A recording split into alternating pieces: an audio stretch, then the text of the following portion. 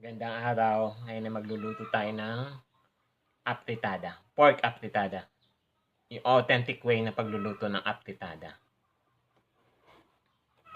Ito yung ating karne. Ilagyan natin ang ating sili. May laurel. Ngayon, maghihiwa tayo ng kamatis.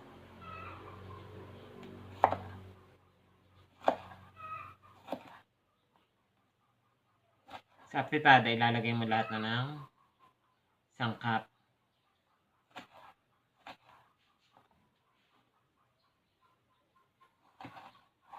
Yun ang kaibahan niya sa menudo, mechado. Siya ay hindi na ginigisa.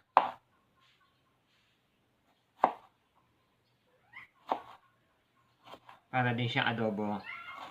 Hindi katulad ng ginagawa ng iba na iginigisa. Kaya nga siya apritada.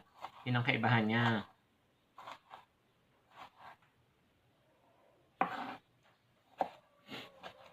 Madaling gawin ang apritada, pero masarap.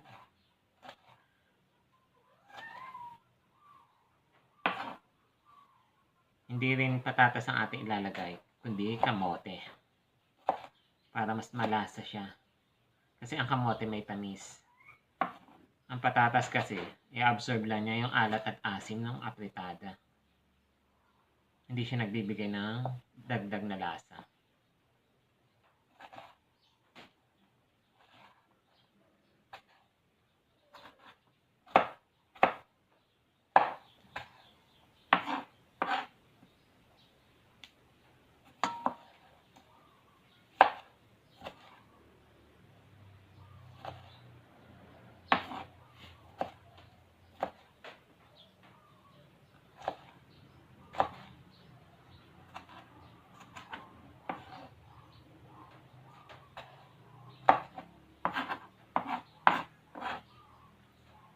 Dapat maraming kamatis.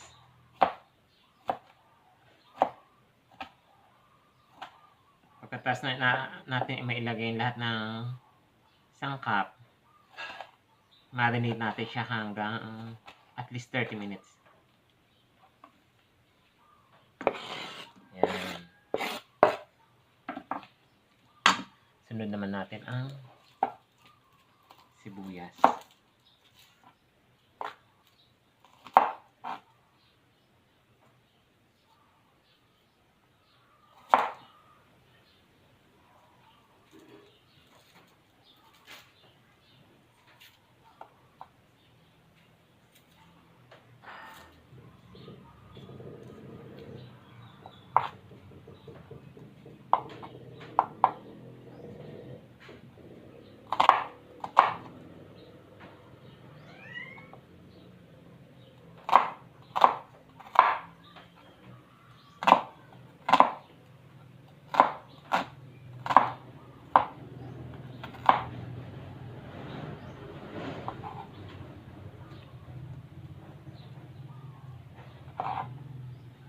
Then, bawang.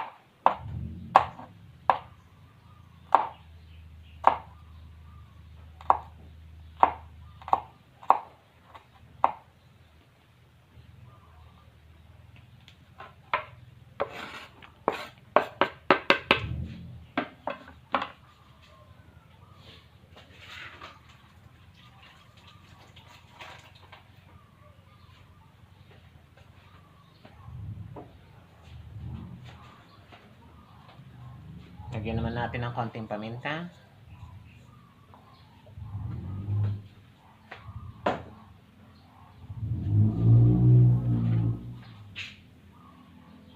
Toyo.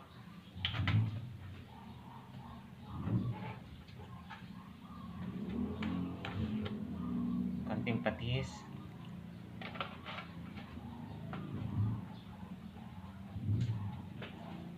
At suka.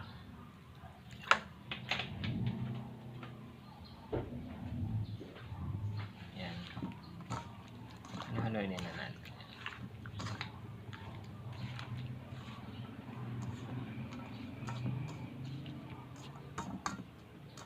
Yan muna natin ng for 30 minutes bago natin isa lang. Ngayon, isa na lang natin ang ano. Isa natin ang apoy. Ayan na siya.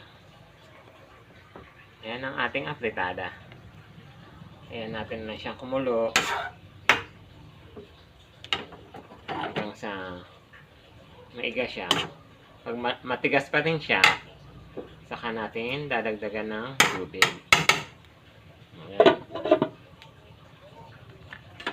Medium fire lang natin.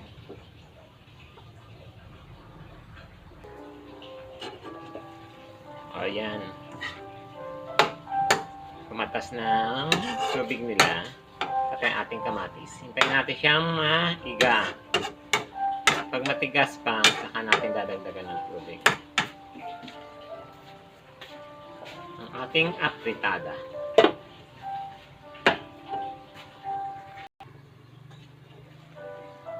Ayan. Matuyo-tuyo na. Kaya na matigas na yung ating karne. Nagdagan na natin ng tubig.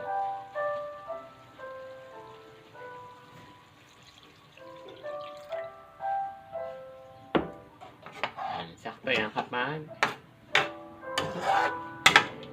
munti na yan, malambot na ating karne. Laksan natin ang kumulo muna bago natin hinaan ulit.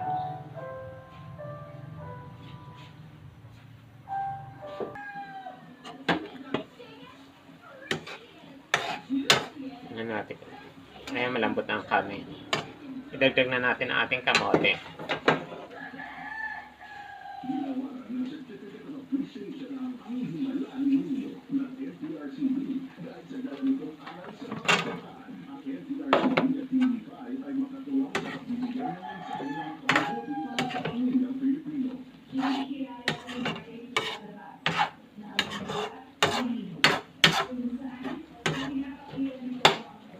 Ang apritada pwede rin sa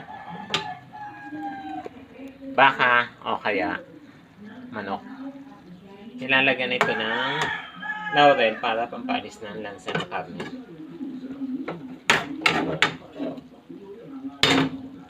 Takpan natin ulit para maluto ang ating kamote.